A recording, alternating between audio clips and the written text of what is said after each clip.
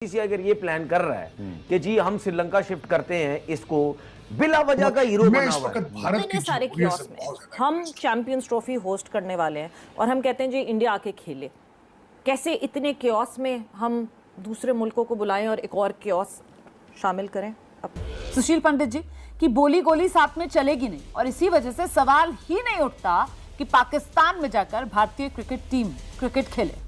बात मैं मुबारकबाद देता हूं बीसीसीआई को, वेल डन। जो तुम उम्मीदें लग रखे हो ना कि अमित शाह जी तुम्हें अलाउ करेंगे, तुम कभी मिले नहीं अमित शाह जी से। तुम जिस दिन मिल लोगे तुम्हारा गला सूख जाएगा पूरी 25 करोड़ कौम का। वो आदमी इतना खतरनाक है को चाहे इंडिया के लोग हैं चाहे पाकिस्तान के लोग हैं, उन सबको ये पता है कि बीसीसीआई गलत कर रहा है, एसीसी गलत कर रहा है। ये जो सोच करना चाह रहे हैं वो गलत हो रहा है, तो उनको पकड़ाओ। मैं आपसे कह रहा हूं ये चैंपियन ट्रॉफी से पहले ड्रामा लगा देंगे कि नहीं जी हमें गवर्नमेंट ने मना कर दिया। तो है ना कि इसी प्लान पे चलेंगे, पाकिस्तान में ही पूरी चैंपियंस ट्रॉफी होगी। आए दिन ऐसी चीजें निकलती रहती हैं कि कश्मीर में ये हो गया, इधर कुछ हो गया, उधर कुछ हो गया, लेकिन उसके जब पाकिस्तान की हुकूमत मांगती है उसकी सबूत पर इतनी कोई डोजियर या कोई ऐसी प्रॉपर चीज नहीं मिलती पाकिस्तान को। कोई बात नहीं, अब हम तुम्हें सबूत नहीं देंगे। अब तुम्हारी छितर परेड हो रही है बेटा, अब तुम्हारी चीखें निकलेंगी। जब आप नेशनल इंटरेस्ट को छोड़कर अपने जाती इंटरेस्ट में फैसले करेंगे ना, तो फिर उसका डैमेज आगे भी आएगा। आपको देखें, अगर आपने उनको बिग 3 में शामिल किया था तो फिर जो एमओयू साइन किया उस पर एज इट इज़ अमल होना चाहिए था। जो आपकी 7-8 उनके साथ बायलैटरल सीरीज है उनमें से एक भी नहीं हुई, ठीक है। उसके बाद क्या हुआ, फिर उसके बाद एशिया कप हुआ। एशिया कप ने उनको नहीं, जो हमने जाना था वो वाली हुई, जो उन्होंने आना था वो वाली नहीं आए। हाँ। फिर उसके बाद एशिया कप हुआ। एशिया कप में क्या होना चाहिए था, कम से कम हमारा ये मुतालबा तो वो मानते कि एशिया कप भी पाकिस्तान में अगर 1-2 इंडिया मैचेस खेल जाते, अगर हमने इतना बड़ा उनको फेवर दिया था आईसीसी में, मगर उन्होंने रिफ्यूज कर दिया। फिर हमने एक नया उनको एक नई चीज उनको पकड़ा दी उनके हाथ में कि जी आप हाइब्रिड मॉडल के तहत आप श्रीलंका में खेल लें, हमें कोई इतराज नहीं है, आपने हाइब्रिड मॉडल दे दिया। तो उनको अब ये जो चैंपियन ट्रॉफी है उसमें भी उनको बहाना मिल जाएगा। वो कहेंगे जी हमारा हाइब्रिड मॉडल हमें दे दें, हम श्रीलंका में या बांग्लादेश में एक मैच खेल लेंगे, हम पाकिस्तान नहीं आएंगे। फिर मैं उसी तरफ आती हूँ। हमने कहाँ स्टैंड लिया? हमने भी तो स्टैंड नहीं लिया ना। क्या पाकिस्तान क्रिकेट बोर्ड ने वो गट्स दिखाए? क्या पाकिस्तान क्रिकेट बोर्ड ने कहा okay thank you very much, Asia cup hybrid नहीं करवा रहे हम, और अगर इंडिया यहाँ आके नहीं खेलता तो या तो इंडिया ना खेले या हम नहीं खेलेंगे। हम भी तो झुक गए।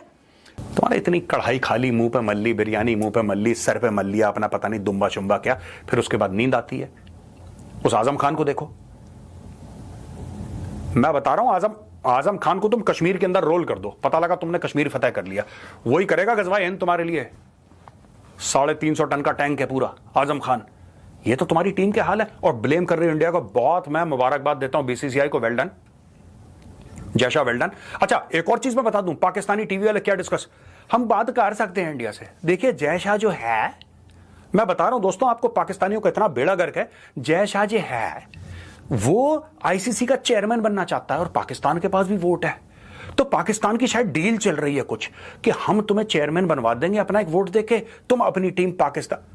हमारे यहां वो रस्म नहीं है कि देश को बेचो अपने फायदे के लिए, वो भारत में नहीं होता, ये पाकिस्तान में होता है। सारे के सारे गद्दार के बच्चे पाकिस्तान में पैदा होते हैं, ठीक है। तुम्हारे जर्नल और तुम्हारे बड़े बड़े लोग जो बेच देते हैं अपने मुल्क को पैसे के लिए। मैं ये नहीं कह रहा कि जयशाह परफेक्ट है, जयशाह में 10 कमियां होंगी, 10 कमियां होंगी जयशाह में, लेकिन वो मुल्क नहीं बेचता आदमी तुम्हारी तरह। तुमने क्या सोचा पाकिस्तानी है वो?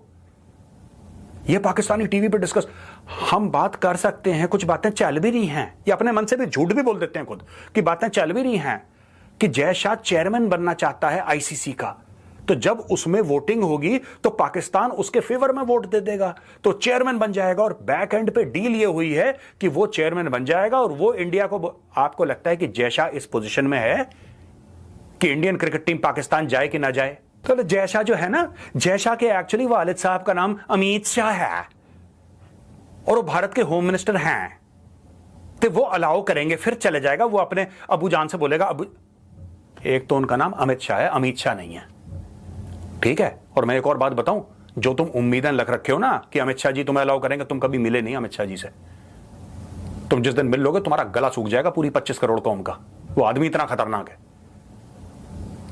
हम जय शाह से बोलेंगे, हम जय शाह को वोट देंगे, वो अपने वालिद साहब अमित शाह से बात करेंगे, Amit Shah Indian cricket team को पाकिस्तान भेजेगा, वो सीधा जाएंगे अमृतसर, अमृतसर से वो बस पकड़ेंगे, वो बस पकड़ के लाहौर पहुंचेंगे, लाहौर पहुंचेंगे, क्रिकेट खेल के वापस आ जाएंगे। हैं शाम से फिर अपने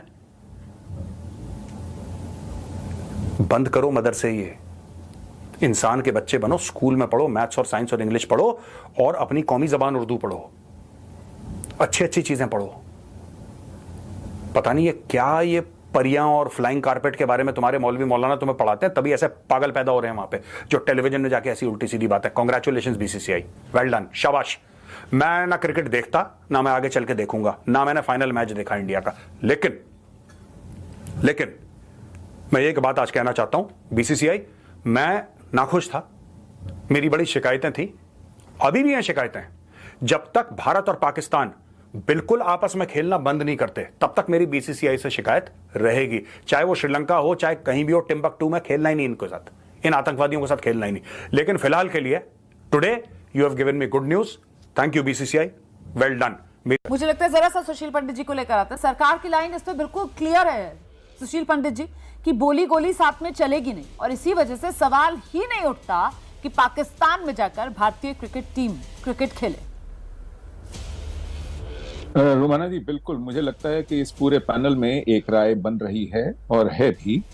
छोटी मोटी बातें अगर छोड़ दें, आप सोचिए पाकिस्तान और भारत में एक दूसरे के राजदूत नहीं है, हाई कमिश्नर नहीं है, और इस बात को अब 5 साल होने जा रहे हैं। पाकिस्तान और भारत में ट्रेड नहीं है, यहां तक के लाइफ सेविंग ड्रग्स तक नहीं जाते पाकिस्तान। ऐसी हालत में और फिर आए दिन एनकाउंटर हो रहे हैं, और उसके बीच में कोई लाहौर जाके क्रिकेट खेले, मतलब सवाल ही पैदा नहीं होता। मुझे तो समझ में नहीं आता कि इस पर बहस की गुंजाइश कहां है। इस समय भारत को न केवल इस बात को ही खारिज करना चाहिए कि यह सवाल ही पैदा नहीं होता, बल्कि उन बातों को पर गौर करना पड़ेगा जिससे कि पाकिस्तान बाज आए अपनी हरकतों से। इस समय भारत में वो तैयारी चलनी चाहिए कि पता चले पाकिस्तान को इसकी कीमत क्या चुकानी पड़ती है, इसका खमियाजा क्या चुकाना पड़ता है जो वो कर रहे हैं। पिछले 1 महीने में आप देखिए, कोई हफ्ता ऐसा नहीं गया जिसमें एनकाउंटर्स ना हुए हो, जिसमें जाने ना गई हो, जिसमें हमारे फौजी हलाक ना हुए हो। तो ये अपने आप में एक बहुत बड़ी चिंता का विषय है। और बीसीसीआई, बिल्कुल ठीक कहा आपने, बीसीसीआई चलाने वाले के पिताजी ने फैसला लेना है, ये जो कि देश चलाते हैं गृह मंत्री के रूप में। बीसीसी चलाने वाले ये फैसला नहीं देंगे। आपने जो कहा ना सर कि इसकी गुंजाइश ही कैसे बनी, दरअसल वो तैयारियां वहां पाकिस्तान में पीसीबी कर रहा है। आरजू काज़मी बताएंगी बेहतर तरीके से। मतलब पीसीबी जो है वो लगता है मुझे अपनी किसी दुनिया में रह रहा है, एलिसन वंडरलैंड टाइप्स उनकी सोच कुछ यहाँ पर निकल कर आ रही है। या अगर उसे हिंदी में कहें कि मुंगेरी लाल के हसीन सपने, कि बाकायदा वो इस तैयारी में है कि भारतीय क्रिकेट टीम आएगी और लाहौर में खेलेंगे जी, और 1 मार्च 2025 वो अपनी तैयारी लेकर आईसीसी के सामने जाने की पूरी तैयारी कर चुका है। आरजू काज़मी, किस दुनिया में पीसीबी?